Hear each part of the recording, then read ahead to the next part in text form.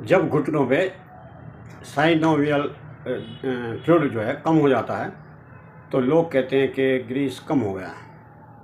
या आजकल तो हॉस्पिटल में भी आम जनता को डॉक्टर लोग भी बोलने लगे कि आपके घुटनों का ग्रीस कम हो गया है। अब ये ग्रीस कम होना एक आम सी आदत हो गई है। लोग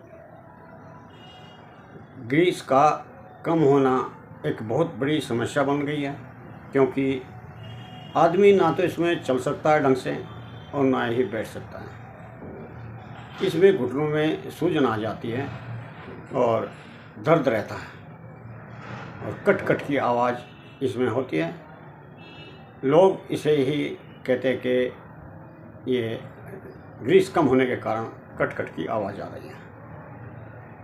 सिनोवियल फ्लूइड जब कम हो जाता है तो आपस में जोड़ की हड्डियाँ खींचने लगती हैं, क्योंकि बीच में लुब्रिकेंट नहीं रहता। तो आज का जो विषय है हमारा यही है कि ग्रीस को कम होने से कैसे बचाएं, या ग्रीस कम हो जाए तो ग्रीस पूरी कैसे करें।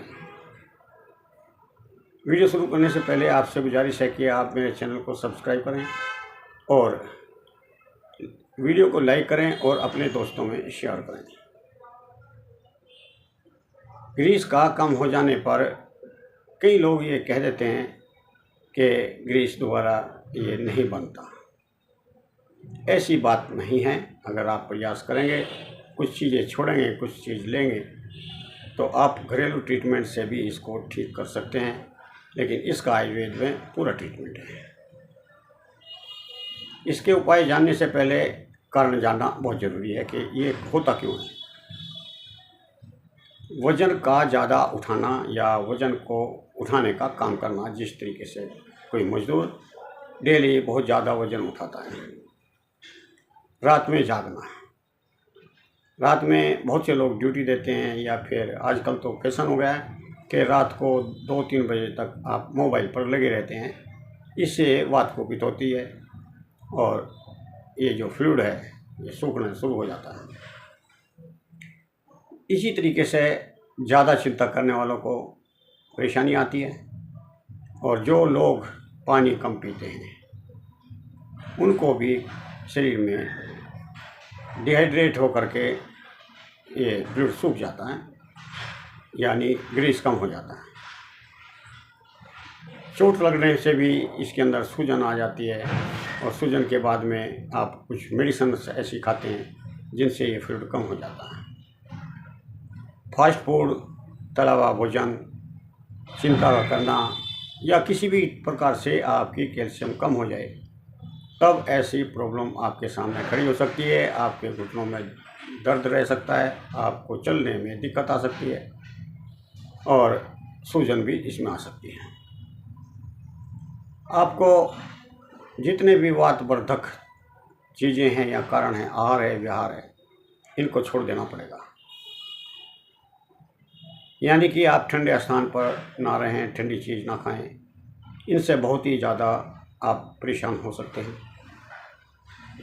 आप इसके लिए कुछ उपाय कर सकते हैं। आप सबसे पहले फ्राइड चीज़ें और तली भुनी चीज़ें छोड़ दें। दिन में सोना छोड़ दें, रात को जागना छोड़ दें, तो आप ठीक हो सकते हैं। अब हम आते हैं कुछ उपायों पर। सबसे पहला है कि आप अखरोट खाएं। अखरोट घुटनों की अच्छी दवा है। इसमें ओमेगा 3 फैटी एसिड होता है। यह ग्रीस बढ़ाने के लिए और सूजन को कम करने के लिए कारगर है। रोज़ सवेरे आप अखरोट खाने से आपकी बॉडी में ताकत भी आएगी, क्योंकि यह एक एंटीऑक्सीडेंट है, और इसके साथ आप बादाम भी खा सकते हैं।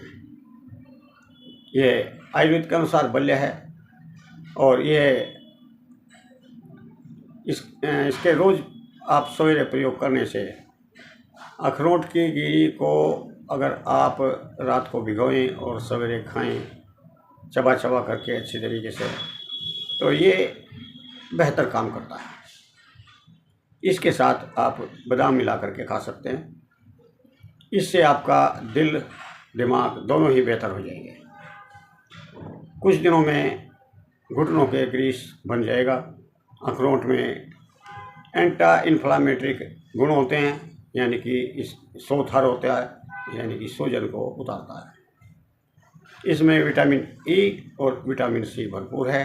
ये ताकत भी देता है और आपका ट्रीटमेंट भी करता है। अब आते हैं हार श्रृंगार पर। हार श्रृंगार एक जड़ी है, पौधा है, और ये आपको कहीं पर भी मिल सकता है।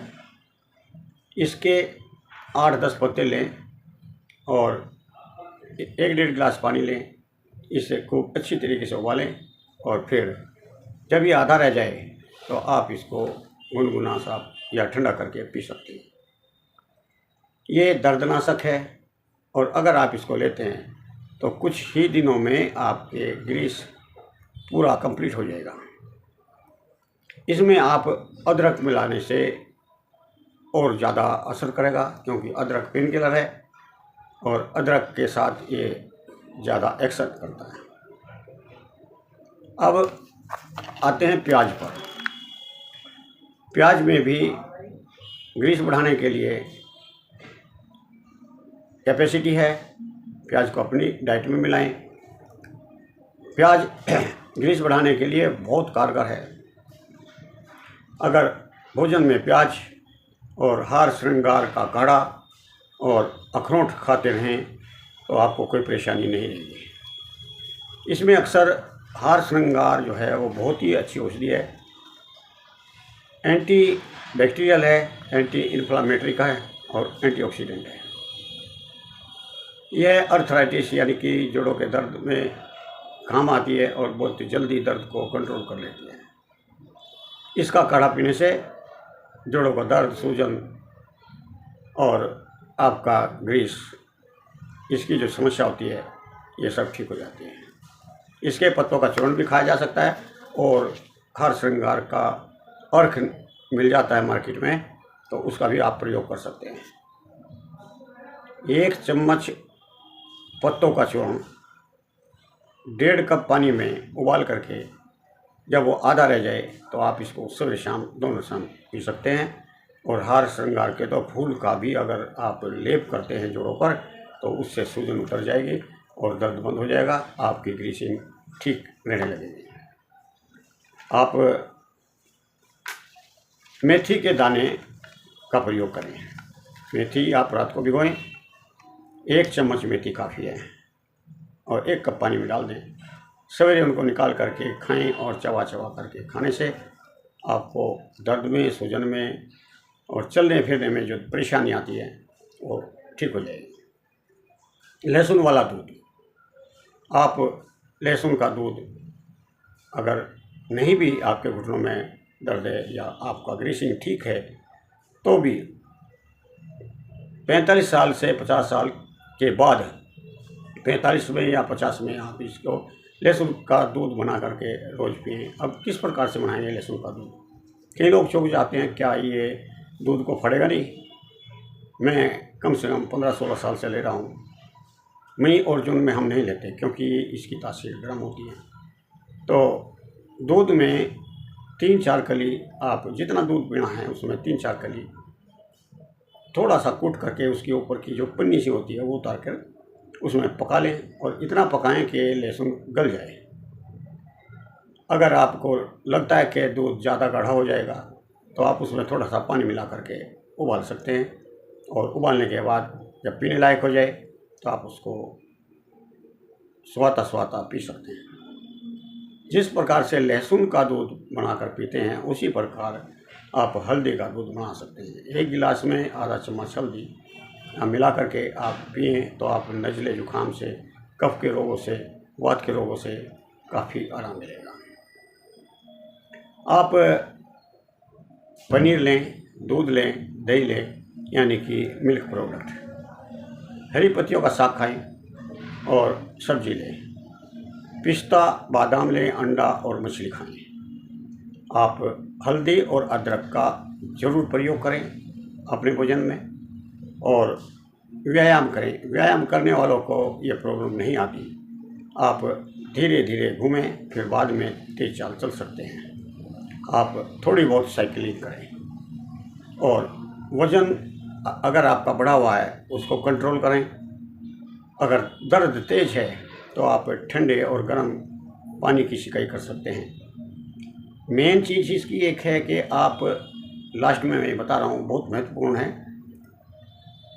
लिक्विड बढ़ाने के लिए, यानी कि आपके घुटनों का ग्रीस बढ़ाने के लिए, तो उसमें आप महानारायण तेल का मालिश रोज़ करें। और एक तेल और मैं स्पेशल आपको बताऊं कि आप तिल का तेल लें, जैतून का तेल लें, सरसों का तेल लें और उसमें आप अलसी के बीज पीस करके उनमें मिला लें, थोड़ी हल्दी डालें, अजवाइन डालें, लहसुन डालें और थोड़ी आप मेथी के बीज डालें, आँख का एक पत्ता डालें। फिर इसको धीमे आंच से तेल को सिद्ध कर लें, यानी कि पकाते पकाते आप उसको जब अच्छी तरीके से डाली हुई चीज़ें पक जाए तो उसको छान करके एक तरफ रख लें। इसकी अगर आप मालिश करते हैं तो आपका फ्लूइड की प्रॉब्लम, ग्रीस की प्रॉब्लम सॉल्व हो जाएगी। उम्मीद करता हूँ आपको ये वीडियो पसंद आई होगी। अगर आपको ये प्रॉब्लम नहीं है तो ये वीडियो अपने ऐसे आदमी के पास भेज दें जिसको ये प्रॉब्लम है, या अपने दोस्तों में इसको शेयर करेंगे तो किसी न किसी के काम आएगी। इसमें आपका कोई खर्चा नहीं है और बताने में हमारा भी कोई खर्चा नहीं है, लेकिन करने वाले के पैसे भी काफ़ी बच सकते हैं और उसको राहत मिलेगी। आपको दुआएं देंगे। धन्यवाद, नमस्कार, जय हिंद।